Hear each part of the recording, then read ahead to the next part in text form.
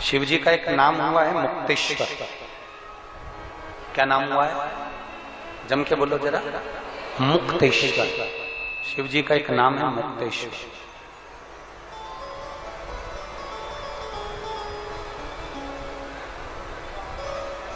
एक बासी के एक राजा हुए,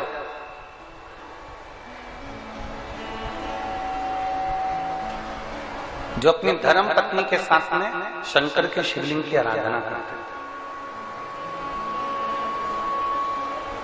और वो शिवलिंग काय का बनाते थे? भस्म का। काय का शिवलिंग बनाते थे? भस्म।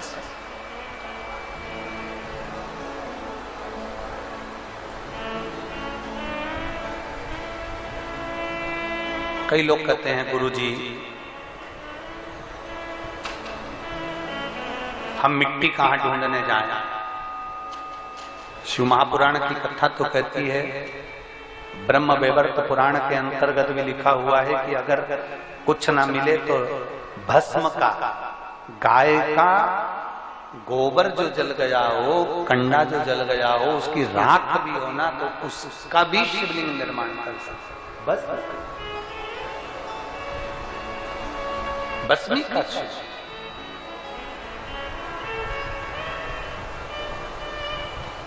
बासी का राजा भस्म के शिवलिंग का निर्माण करता, अपनी धर्म पत्नी के साथ में विराजमान होता और भगवान शंकर की आराधना में डूबा रहता, भगवान शिव का स्तमन करता, भगवान शंकर का गुणगान करता और भस्म के शिवलिंग की पूजन किया करता। दोनों पति पत्नी का नियम था भगवान शंकर की आराधना।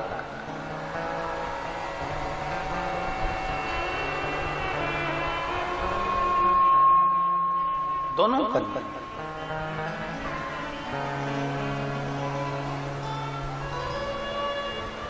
अब पत्नी केवल शिव की आराधना नहीं करती थी, गौरी शंकर की आराधना करती थी। हमने कई माताओं को देखा है, शायद आप लोगों ने देखा कि नहीं देखा, हमें नहीं।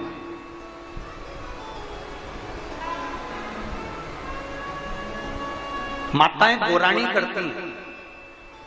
गौराणी करना मतलब सुहागिने करना।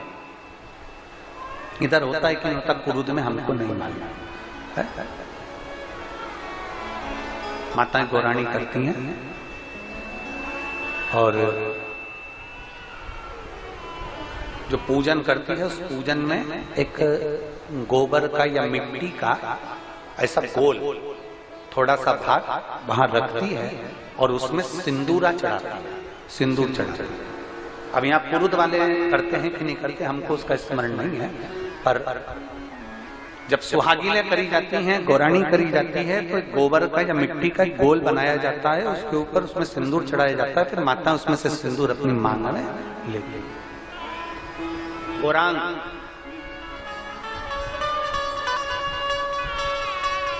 गौरी शंकर।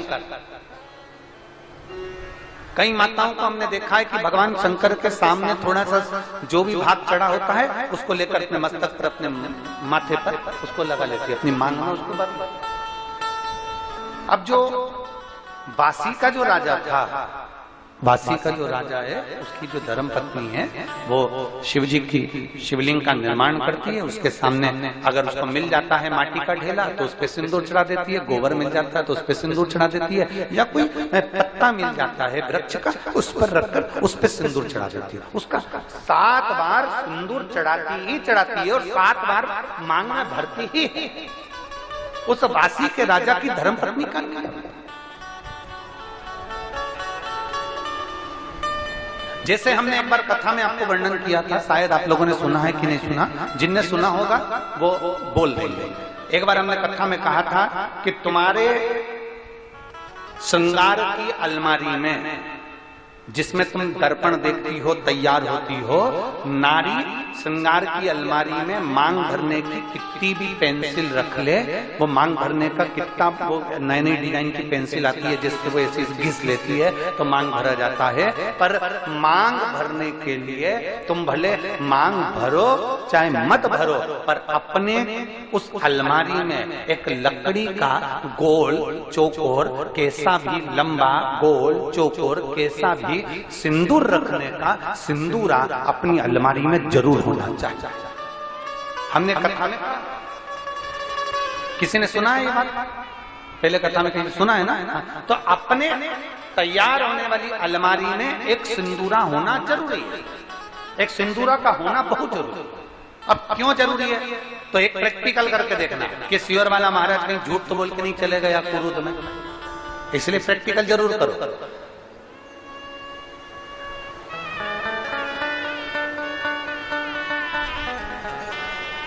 जहां पति पत्नी में आपस में झगड़ा हो रहा हो, बहुत क्लेश रहता, बहुत ज्यादा, दोनों एक दूसरे का मुंह देखना पसंद ना करते, दोनों एक दूसरे के सामने ना आए, इतना क्रोध जिस पति पत्नी के आपस में रहता हो, अगर पत्नी एक सिंदूरा अगर शंकर जी के मंदिर से पार्वती जी को टच कर कर पार्वती जी का स्पर्श कराकर सिंदूर उसमें भरकर उस सिंदूरे को अगर अपनी अलमारी में रख लेती है जहां तैयार होती है, उस अलमारी में रख ले, और भले वो मांग में लगा रही कि ना लगा रही, थोड़ा बहुत भी लगाया तो ठीक है, ना लगाए तो अलमारी में अगर रख भी ले, 20-22 दिन के अंदर हमको पत्र लिखकर बताना कि उसकी लड़ाई झगड़ा कम हुआ कि नहीं हुआ, उसका आपस में मेल बढ़ा कि नहीं।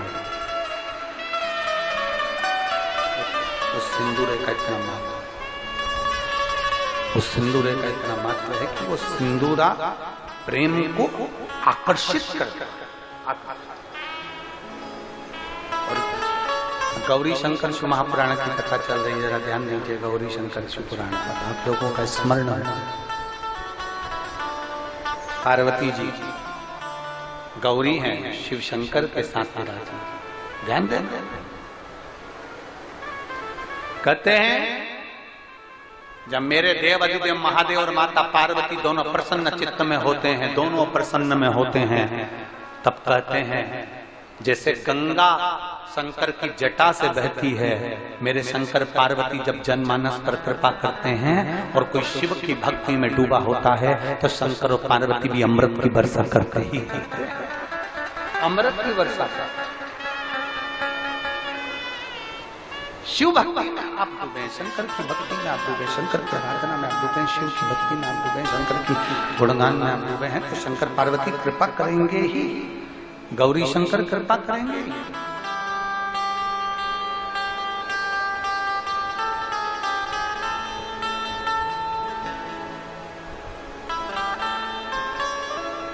बासी के राजा और रानी भस्म का शिवलिंग बनाते हैं, उसकी पूजन, सबका अपना अपना नियम पूजन करने। गौराणी भरती है, मांग में सिंदूरा लेते हैं, उसका प्रतिदिन का नियम था, मांग में सिंदूरा लेने का प्रतिदिन का नियम। एक बार बासी के राजा वन में भ्रमण करने के लिए और मृगा करने के लिए बासी के जब राजा गए और मृगा करने के लिए जैसे ही गए, उनको शेरों ने, जंगल के राजा शेर ने उसको घेर लिया, चारों तरफ से शेर ने उसको खाने के लिए आक्रमण किया।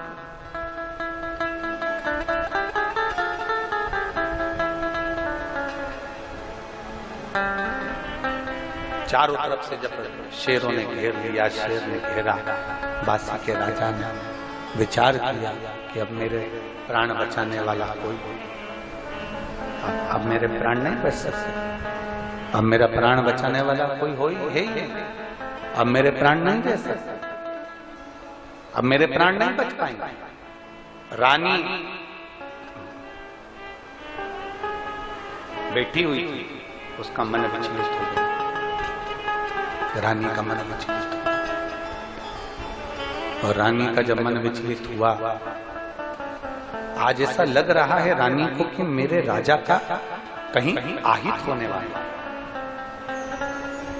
शंकर की आराधना करने वाली अर्धांगिनी, शिव को जल चढ़ाने वाली नारी, शंकर को जल चढ़ाने वाला पुरुष, शंकर को जल चढ़ाने वाली बेटी, शंकर को जल चढ़ाने वाली माता, शंकर को जल चढ़ाने वाला बेटा, शंकर को जल चढ़ाने वाला व्यक्ति जो शिव के मंदिर में रोज जाता है, अगर उसके साथ में कुछ आहित होने वाला होता है तो 7 दिन पहले देवाधिदेव महादेव उसको थोड़ा ना थोड़ा हिंट दे देते हैं कि तेरे साथ में आहित होने वाला।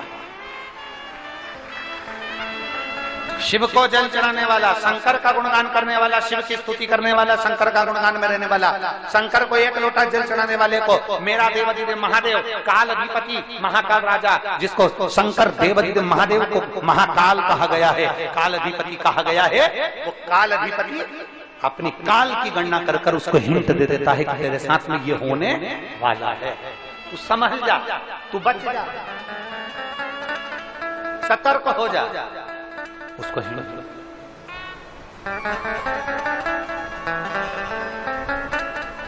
कोई जैसे बासी का राजा जंगल में जैसे ही फंसा, बासी का राजा जैसे जंगल में फंसा, चारों तरफ से शेरों ने जैसे घेर लिया, तो उसकी धर्म पत्नी को मन में बेचैनी हुई। अब मन में बेचैनी हुई तो धर्म पत्नी ने सोचा, मुझे ऐसा क्यों लग रहा है कि मेरा पति कहीं उलझा हुआ,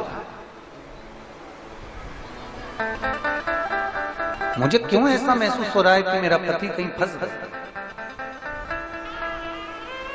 मुझे क्यों ऐसा लग रहा है कि मेरा पति कहीं उलझा है, परंतु करूं क्या? बासी के राजा की धर्म पत्नी ने विचार करा, मैं कर क्या सकती हूं, क्योंकि मेरा जो धर्म है मैं रजस्वला हूं,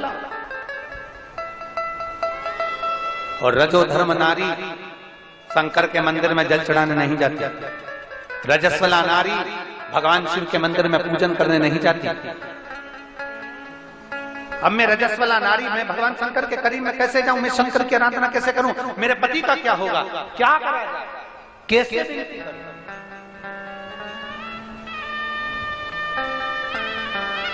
कैसे भी नहीं करूं, कैसे निवेदन करूं। और बासी के राजा की रानी जो मट्टी का ढेला था, जो गोबर का ढेला था, जिसपे सिंदूर डालकर सिर में लगाती थी, उस गौरी के पास में पहुंच गई। उसको हमारे यहाँ गौरी कहा गया, उसको हमारे यहाँ पार्वती कहा गया। सिंदूरा जो होता है, लकड़ी का जो सिंदूरा होता है, जिसमें सिंदूर भरा होता है, जो मांग में दिया जाता है, उस सिंदूरे को हमारे यहाँ पार्वती की गणना करी गई है। उस सिंदूरे को हमारे यहाँ गौरी कहा गया, उस सिंदूरे को हमारे यहाँ पार्वती की गणना, उस सिंदूरे को सती कहा गया, उस सिंदूरे को पार्वती का स्वरूप कहा गया, उस सिंदूरे को गौरा कहा गया, उस सिंदूरे को गौरी कहा गया।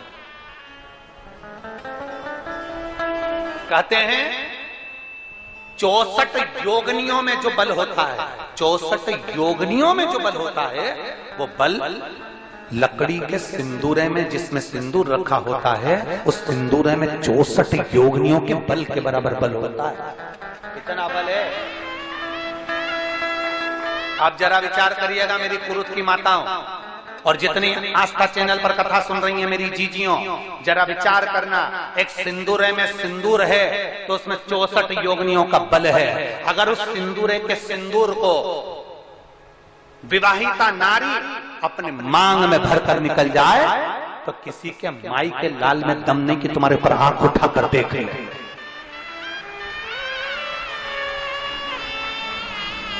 मांग में सिंदूर भरी हुई नारी को कोई पुरुष आंख उठाकर नहीं देख सकता। वो तो तुम्हारे गले का मंगलसूत्र नहीं दिखता, तुम्हारी मांग का सिंदूर नहीं दिखता, तुम्हारे पांव की बिछुड़ी नहीं दिखती,